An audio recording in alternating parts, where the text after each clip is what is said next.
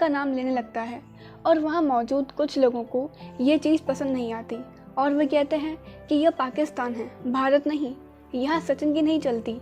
और वह लोग ये बोलकर शिव को मारने लगते हैं, जिसके बाद उसका लंगोटिया यार अब्दुल उसे बचाकर वहाँ से लेकर किसी तरह से भाग जाता है। इसलिए कहते हैं कि दोस्ती में कोई मज़हब नहीं होता। दोस्तों कहते हैं कि 1990 कश्मीर का वो समय था जब कश्मीरी पंडितों से वहाँ रहने का हक छीना जा रहा था, उन्हें मारा जा रहा था, सताया जा रहा था और इस पूरे आतंक को लीड कर रहा था फारूक अहमद दर, जिसे लोग बिट्टा कराटे के नाम से भी जानते थे। और वह सभी को इकट्ठा करके अपना भाषण दे रहा था कि अगर यह वतन हमारा है तो इस पर हुकूमत भी हमारी होगी। दूसरी तरफ हम एक औरत को देखते हैं जो कि अपनी बीमार बच्ची को डॉक्टर के पास लेकर जा रही थी। तभी वहाँ मौजूद पुलिस उसे कहती है कि आगे मत बढ़ो, वहाँ खतरा है। कि तभी सामने से एक टेररिस्ट उस पुलिस वाले को शूट करके मार देता है और उस औरत से कहता है कि मैं तुम्हारी बेटी की शादी अपने छोटे भाई से कराऊंगा, जिस वजह से वह औरत उसके मुंह पर थूक देती है और वह आदमी गुस्से में आकर उसे गोली मार देता है, जिस वजह से उसकी बेटी काफ़ी डर जाती है और ज़ोर ज़ोर से रोने लगती है। अगले सीन में हम एक पंडित को देखते हैं जिनका नाम पुष्कर था। पुष्कर की फैमिली में उनका एक बेटा और बहू है और उनके 2 बच्चे होते हैं। उनके दोनों बच्चों में से एक का नाम होता है शिव, जो कि मूवी के स्टार्ट में क्रिकेट खेल रहा होता है, और दूसरे बच्चे का नाम होता है कृष्णा। पुष्कर यहाँ हर शिवरात्रि में शिव जी का रोल अदा करते थे और यहाँ पर वो इसी की प्रैक्टिस कर रहे होते हैं और उन्हें कश्मीर से बहुत प्यार होता है।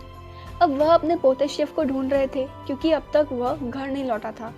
फिर शिव उन्हें मिल जाता है और वह पंडित यानी कि पुष्कर शिव और अब्दुल को साथ लेकर जा रहे थे।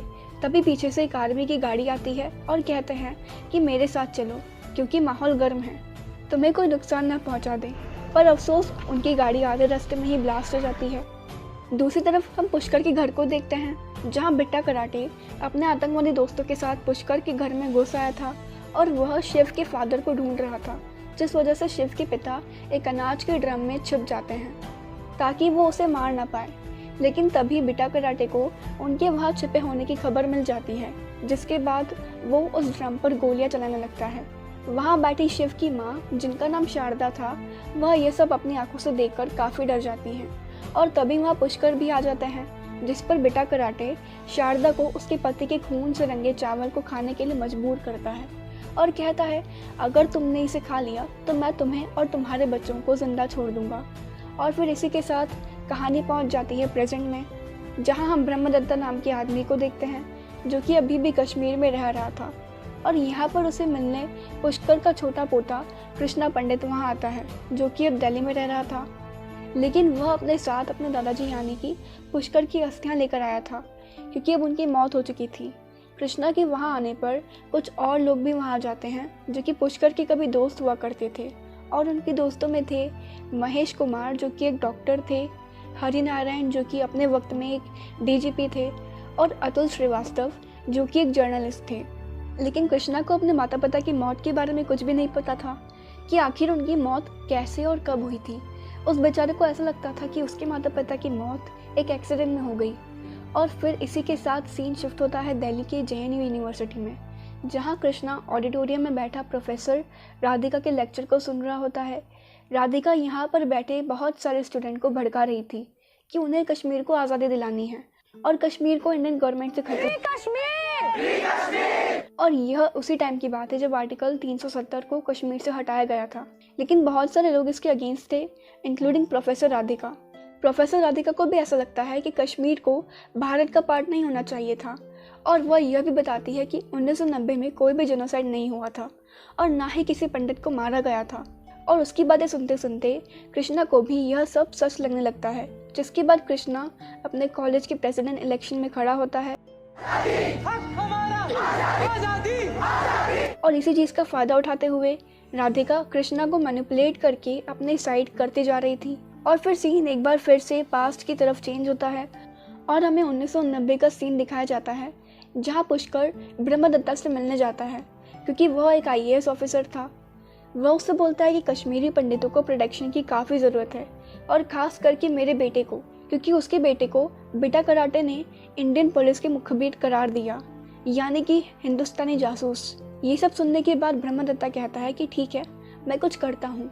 फिर ब्रह्मदत्त और पुष्कर रास्ते में जा रहे थे तो पुष्कर उतरकर सब्जी लेने लग जाता है। तो वह सब्जी वाला पुष्कर को पैसे रिटर्न करते समय उसे पाकिस्तानी करेंसी दे देता है, जिस पर पुष्कर को यह बात अच्छी नहीं लगती। तो वह सब्जी वाला कहता है कि जिस कंट्री में रहोगे उसी की करेंसी मिलेगी ना। यह सब देखकर ब्रह्म को काफ़ी गुस्सा आता है और वह उसे जेल में बंद करवा देता है। जिसके बाद ब्रह्म वहाँ के सीएम से पंडितों की सेफ्टी के बारे में बात करने जाता है, जिस पर सीएम उसे ही दोषी करार देते हैं और कहता है कि तुम यहाँ की आईएएस हो और शांति बनाए रखना तुम्हारा काम है। सीएम उसकी बातों को इग्नोर करके आगे बढ़ जाता है और तभी हम देखते हैं कि सीएम बिटा कराटे से कुछ बातें कर रहा था। इसका मतलब आप यह समझ सकते हैं कि सीएम खुद बिटा कराटे से मिला हुआ है। और फिर इसी के साथ सीन शिफ्ट होता है प्रेजेंट में, जहाँ पर ब्रह्म की वाइफ कृष्णा को उसके मॉम डैड की तस्वीर दिखा रही थी, क्योंकि कृष्णा ने आज तक उन्हें देखा नहीं था, क्योंकि जब वह लोग कश्मीर से भागे थे तब उनके पास इतना भी वक्त नहीं था कि वो लोग अपने साथ कुछ सामान ले जा पाते। अब यहाँ पर ब्रह्म जेनोसाइड के बारे में कुछ बोलता है तो कृष्णा उसे बोलता है कि कोई भी जेनोसाइड नहीं हुआ था, यह सब बस एक अफवाह है। और उस रात 5 लाख कश्मीरी पंडित नहीं बल्कि सिर्फ 2 लाख कश्मीरी पंडित कश्मीर छोड़कर निकले थे और उन्हें मारने वाले भी आर्मी के लोग ही थे। और वह कश्मीर के लोग जो टेररिस्ट बन रहे हैं उनके जिम्मेदार भी हम लोग ही हैं। अगर आप उनके बच्चों को गाड़ी से बांधकर घसीटोगे और एक की वजह से सभी को टेररिस्ट बुलाओगे तो जाहिर सी बात है कि वह लोग टेररिस्ट ही बन जाएंगे। ब्रह्म को कृष्णा की यह सब बात सुनकर काफ़ी गुस्सा आ जाता है और फिर वह कृष्णा को फ्लैशबैक में जाता है और स्टोरी एक बार फिर पहुंच जाती है उसी रात में जब बिटा कराटे शारदा को उसके पति के खून से सने चावल खाने को मजबूर कर रहा था। शारदा अपने बच्चों को खोना नहीं चाहती थी, इसलिए वह उस चावल को खा लेती है। जिसके बाद वह टेररिस्ट अपने वादे को पूरा करते हुए उन लोगों को उसी हाल में छोड़कर वहाँ से चले जाते हैं। इसके बाद पुष्कर अपने डॉक्टर दोस्त महेश को कॉल करता है और उसे बोलता है कि उसके बेटे को बहुत सारी गोलियां लगी हुई हैं, पर वो अभी जिंदा है और वो जितना जल्दी हो सके वहाँ पर आ जाए। महेश भी वहाँ आना चाहता था, लेकिन तभी वहाँ हॉस्पिटल में एक टेररिस्ट आ जाता है जिसके दोस्त को गोली लगी होती है और उसका ब्लड ग्रुप होता है O नेगेटिव। ये ब्लड ग्रुप किसी भी डोनर का यहाँ नहीं होता, तो इसलिए वो ज़बरदस्ती एक पेशेंट का ही खून निकालने लगते हैं। एक बोतल खून निकालने के बाद भी वो जानबूझकर और ज़्यादा खून निकाल रहे होते हैं, जिससे उस पेशेंट की वहीं पर मौत हो जाती है और महेश भी पुष्कर के पास नहीं पहुंच पाता और पुष्कर के बेटे की भी मौत हो जाती है। जिसके बाद पुष्कर ब्रह्मा को कॉल करके बताता है कि उन जालिमों ने मेरे बेटे की गोली मारकर हत्या कर दी है और वह यह भी कहता है कि जब पूरे भारत के साथ भी ऐसा ही होगा तब याद रखना कि तुम भी उन्हीं लोगों में एक होंगे जिनकी वजह से ये हो रहा होगा। फिर पुष्कर अपनी बची हुई फैमिली के साथ एक ट्रक में बैठकर वहाँ से दूर चला जाता है और फिर वह लोग कश्मीर से थोड़ा दूर टेंट में रह रहे होते हैं। वहाँ पर उनके जैसे हज़ारों लोग थे जिन्हें इंडियन आर्मी ने उन टेररिस्ट से बचाकर लाया था। अब जब वो लोग अपना शहर, अपना घर, पैसा सब कुछ छोड़कर भागे थे तो उन लोगों के पास ना ही खाने को खाना था और ना ही पीने को पानी। थोड़ा बहुत खाना आर्मी के लोग अरेंज कर देते थे। वह लोग एक वक्त में आधा पेट खाना खाया करते थे। अब वह लोग बस इसी आस में जी रहे थे कि एक दिन हम लोग वापस अपने घर ज़रूर जाएंगे। कुछ दिन उसी टेंट में बिताने के बाद पुष्कर की आंखों की रोशनी धीरे धीरे कम होने लगी थी और फिर एक दिन उन सभी से मिलने आईएएस ब्रह्मा वहाँ आता है, जो कि अब आईएएस ऑफिसर से प्रमोट होकर होम मिनिस्टर एडवाइज़र बन चुका था। और यहाँ पर उसके साथ साथ होम मिनिस्टर भी आते हैं। जिसके बाद वहाँ मौजूद वो सारे लोग जो कश्मीर से भाग कर आए थे वह लोग अपनी अपनी प्रॉब्लम को बताते हैं। तभी पीछे से पुष्कर एक पोस्टर लेकर सामने आता है और आर्टिकल 370 को हटाने की मांग करता है।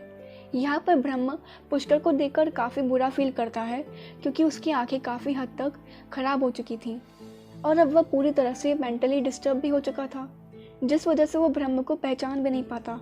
जिसके बाद ब्रह्म पुष्कर की फैमिली से मिलता है और वह कहता है कि वह उन्हें पास में ही एक घर दिला सकता है और एक जॉब भी दिला सकता है। जिसके बाद शारदा ब्रह्म की बात पर एग्री हो जाती है। अब नेक्स्ट सीन में वो लोग उसी घर में रहने लगते हैं, पर यहाँ के हालात भी कुछ ठीक नहीं थे। दूसरी तरफ हम बिटा कराटे को देखते हैं, जो खुद एक टेररिस्ट था और फिर भी वह मीडिया तक पहुँच जाता है और वहाँ पर उसका एक इंटरव्यू भी होता है जिसमें बिटा कराटे कहता है कि मैंने सिर्फ 20-25 लोगों को ही मारा है, क्योंकि वह लोग आरएसएस के थे और वह खुद को एक फ्रीडम फाइटर बता रहे थे। और इन सब चीज़ों को टीवी पर देखकर पुष्कर को बहुत बुरा लगता है और वह कहता है कि यह मीडिया तक पहुंच गया और कुछ दिनों बाद पीएम तक पहुंच जाएगा। मैं इतने सालों से कोशिश कर रहा हूँ पीएम तक पहुंचने की। फिर धीरे धीरे करके पुष्कर अपनी ज़िंदगी की आखिरी सांस ले रहा था। मरने से पहले वो कृष्णा से यह रिक्वेस्ट करता है कि उसकी अस्थियों को उसके कश्मीर वाले घर में ही फैलाया जाए और यही उसकी आखिरी ख्वाहिश है। अब इसी के साथ स्टोरी फिर से पहुंच जाती है प्रेजेंट में, जहां ब्रह्म कृष्णा को ये सब बातें बता रहा था। कृष्णा ये सब सुनकर समझ जाता है कि प्रोफेसर राधिका उसे गलत चीज़ बता रही थी। और तो और उसने कृष्णा को यह भी बोला था कि तुम कश्मीर जाने के बाद बेटा कराटे से ज़रूर मिलना। फिर नेक्स्ट सीन में पुष्कर के सारे दोस्त कृष्णा को पुष्कर के घर में ले जाते हैं, जहाँ पर उनके शिवजी के मंदिर से शिवजी को हटा दिया गया था और वहाँ पर वही झंडा लगा दिया गया था जो कि 30 साल पहले आतंकवादियों का झंडा हुआ करता था। फिर वह लोग उस झंडे को वहाँ से हटा देते हैं और फिर कृष्णा अपने दादाजी यानी कि पुष्कर की अस्थियों को उसी घर में बिखेर देता है। और अब फाइनली इसी तरह पुष्कर की अंतिम इच्छा पूरी हो जाती है और उसकी आत्मा को शांति मिल जाती है कि अब वह अपने घर कश्मीर वापस आ चुका है। वहाँ के सारे काम को निपटाकर कृष्णा एक आदमी के साथ बेटा कराटे से मिलने जाता है और वह आदमी कोई और नहीं बल्कि उसके भाई शिव का बचपन का दोस्त अब्दुल था। फिर रास्ते में कृष्णा अब्दुल से सारी बात पूछता है कि आखिर उस वक्त क्या हुआ था। अब्दुल अपनी ज़ुबानी सारी बात उसे बताने लगता है और कृष्णा उसकी सारी बात अपने फ़ोन में रिकॉर्ड करता है।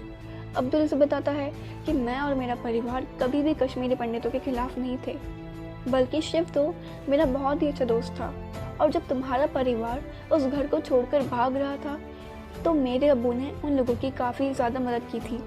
अब यहाँ पर हम देखते हैं कि कृष्णा बेटा कराटे के पास पहुँच चुका है और बेटा कराटे भी कृष्णा को यही बोलता है कि उसने किसी को भी नहीं मारा था और कश्मीरी पंडित खुद ही यह जगह छोड़कर जा रहे थे और उन्हें मारने वाले आर्मी के लोग थे।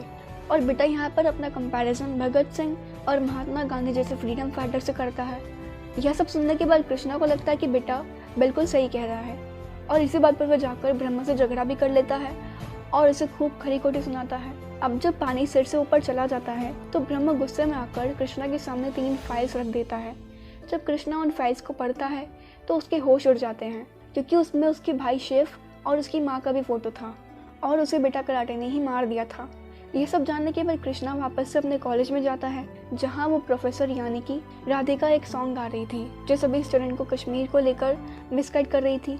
फिर राधिका कृष्णा को स्पीच देने को बोलती है क्योंकि वह उस कॉलेज का प्रेसिडेंट बनने वाला था और अब वह वक्त आ जाता है जब कॉलेज के सारे लोगों को सच मालूम चलने वाला था। कृष्णा माइक लेकर कहता है कि बहुत सालों पहले एक ऋषि मुनि कश्मीर गए थे जिनका नाम था ऋषि कश्यप और उन्होंने वहाँ पर काफ़ी वक्त तक श्रद्धा की और ज्ञान प्राप्त किया और उन्हीं के नाम पर इस स्टेट का नाम कश्मीर पड़ा। और ऐसे ही करते करते बहुत सारे ऋषि मुनि और ज्ञानी लोग कश्मीर गए और वहाँ पर बहुत सारी रिसर्च की और इसी तरह बहुत सारे पंडितों ने मिलकर कश्मीर को बसाया।